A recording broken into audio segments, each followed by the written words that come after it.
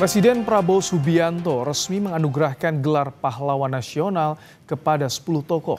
Dari 10 orang tokoh terdapat nama Presiden kedua Soeharto, Presiden keempat Abdurrahman Wahid, dan aktivis buruh Marsina.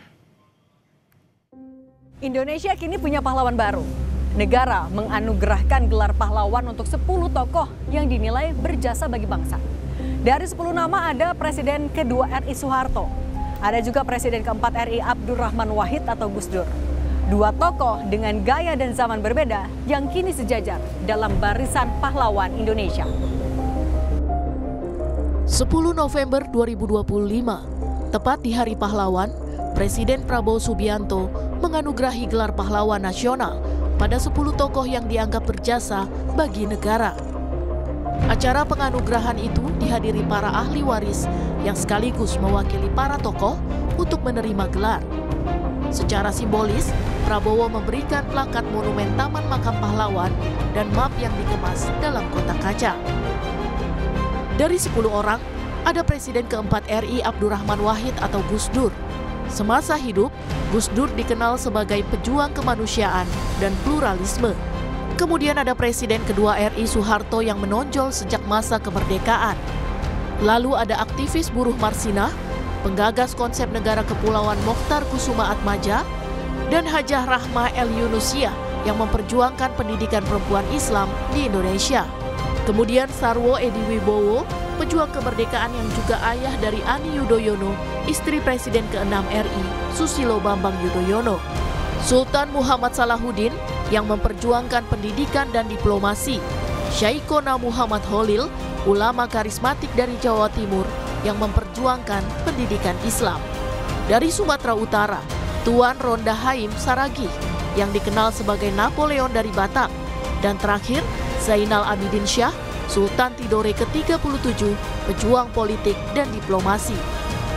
Masuknya nama Presiden kedua Soeharto sempat jadi kontroversi.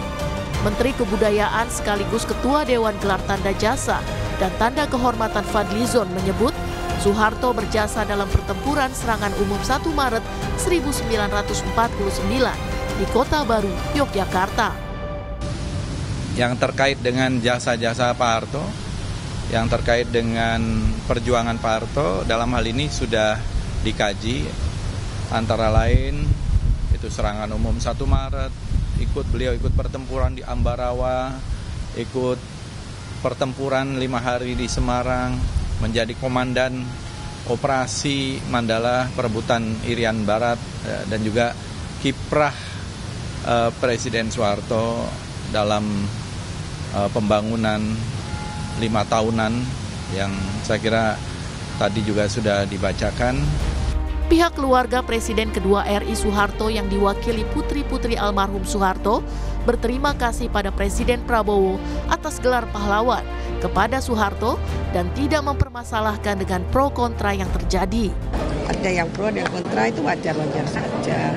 Penting kan kita melihat apa yang telah dilakukan oleh bapak saya dari sejak muda sampai beliau wafat. Itu semua perjuangannya untuk bangsa dan negara dan masyarakat Indonesia. Jadi boleh-boleh saja kontra, tapi juga jangan ekstrim gitu.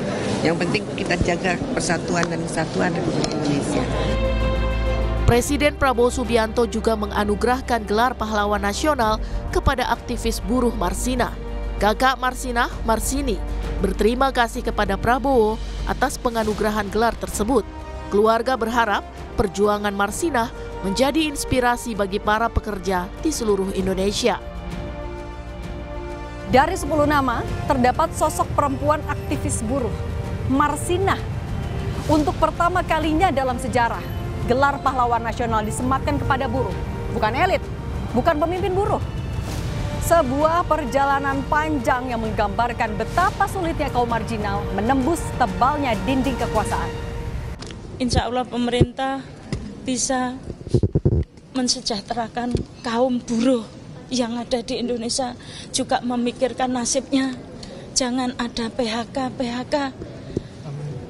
terutama yang outsourcing. Siapa tahu dengan Pak Prabowo dibuat seperti zaman dulu, tidak ada outsourcing, sehingga untuk kehidupan berumah tangga itu bisa berjalan lancar. Kalau outsourcing 3 bulan selesai, 3 bulan selesai, otomatis kalau sudah berumah tangga itu bisa menjadi pertengkaran di dalam rumah tangga sehingga banyak perceraian.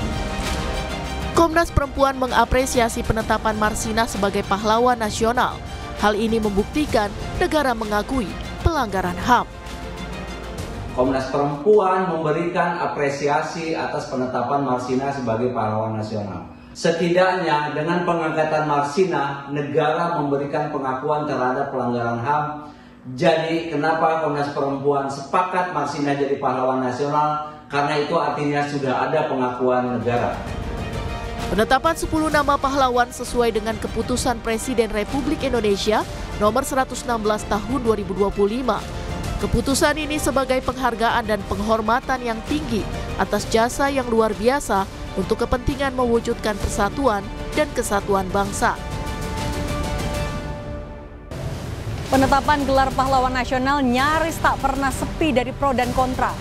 Namun pada akhirnya bukan hanya soal siapa yang ditetapkan sebagai pahlawan, namun bagaimana bangsa ini bisa terus belajar dari warisan sejarahnya. Tim Liputan, Kompas TV, Jakarta.